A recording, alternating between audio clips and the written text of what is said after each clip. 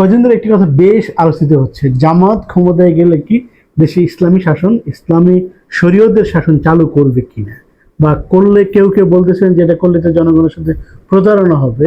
হ্যাঁ, আমি মনে করি জামাত যদি ক্ষমতায় যায় এবং তারা যদি ঘোষণা দেন যে তারা ক্ষমতায় গেলে ইসলামী শাসন শরিয়া আইন বাস্তবায়ন করবে, তাহলে তাদের অবশ্যই সেটা করতে হবে। কারণ যেহেতু এখানে গণতান্ত্রিক সময়, গণতান্ত্রিক সমাজ, এই সমাজে তারা একটা নির্বাচনের মাধ্যমে যাবে এবং তাদের দেশের জনগণের কাছে দেখিয়েছে যে এইটা আমরা যদি ক্ষমতা দেই তাহলে ইসলামী শরীয়তের শাসন চালু করব বা বাস্তবায়ন করব। এখন যেহেতু জেনে শুনে তাদেরকে ভোট দিবে মানুষ, সুতরাং তারা এটা করতেই পারে, এতে কিন্তু আপত্তি থাকার কথা না। তবে বিষয় হচ্ছে, একবারে যদি আপনি শরিয়া শাসন কায়েম করেন তাহলে কিন্তু সম্ভব না। প্রথমে ইসলাম যেভাবে ধীরে ধীরে হয়েছে, মক্কায় যে ইসলাম প্রতিষ্ঠিত হয়েছে সেটা হচ্ছে দীর্ঘ 23 বছরের জার্নি ছিল। সেরকম জার্নি করে যদি আপনি আসেন, আস্তে আস্তে মানুষ তৈরি করে, ইনসাফের রাজ্য কায়েম করে, ইনসাফের সমাজ তৈরি করে তারপরে যদি করেন তাহলে আমার আপত্তি নেই। কিন্তু আপনি আসবেন, ঘোষণা দিবেন, আর আজকে থেকে হাত কাটা শুরু হয়ে যাবে, সেটা কিন্তু আমরা মেনে নিতে পারবো না, বা আমি কোনো কথা বলতে পারবো না।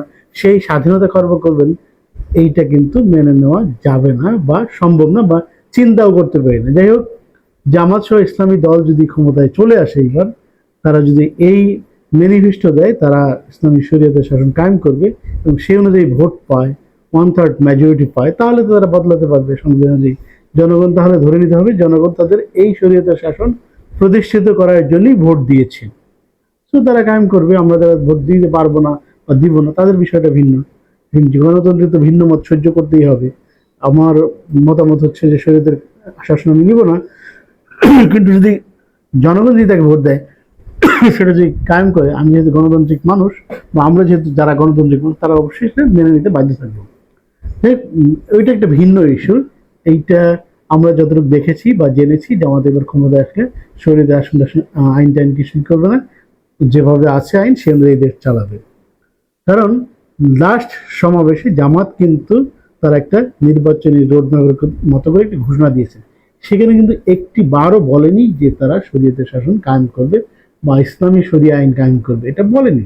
তারা বরঞ্চ দুর্নীতির বিরুদ্ধে জিহাদ ঘোষণা করেছেন।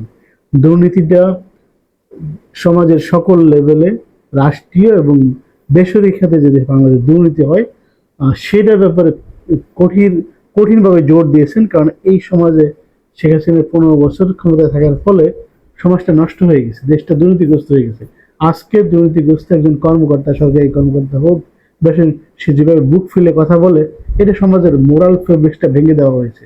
আজকে দুর্নীতি, একটা সময় ছিল যখন দুর্নীতিগ্রস্তা কথা বলতে পারতো না, মাথা নিচু করে চলতো, মানে দুর্নীতিবিদ মানে চোর ছিল। কিন্তু এখন সেটা নয়, কে কত বড় দুর্নীতিবাজ সেটা প্রমাণ হয়েছে। দেখুন, দুর্নীতি না করলে একজন সরকারি কর্মকর্তা কিভাবে আলিশান বাড়ি করে আর গাড়ি করে, তার পক্ষে কোনোভাবেই বাড়ি গাড়ি করা সম্ভব না ঢাকা শহরে। কিন্তু টোটাল হোল লাইফে ইনকাম করে কত, 2 কোটি 2.5 কোটি টাকা ইনকাম করে যতদিন চাকরি করে, বা পেনশন দেয় সেটা 3 কোটি 4 কোটি টাকা হইতে পারে। এর উপরে তো হইতে পারে না। এই টাকার মধ্যে তার খরচ আছে, তার গাড়ি ভাড়া আছে, ও তার হাউস রেন্ট কেটে দিলে আরো একটু কম পড়ে, বাচ্চাদের লেখাপড়া আছে, খাবার আছে, চিকিৎসা আছে, সব মিলে যা পায় একজন সরকারি কর্মকর্তা কোনোভাবেই বড়লোক হতে পারে না, সুযোগই নেই। কারণ এই অপশনটা নাই। যদি উনি এক্সট্রা অনেক পরিশ্রম করলে হয়তো সম্ভব, কিন্তু বাস্তবের ক্ষেত্রে সেটা হয় না। এরা সে দুর্নীতি করে রাষ্ট্রীয় নানা রকম সুযোগ সুবিধা নিয়েই এই বড়লোক হয়।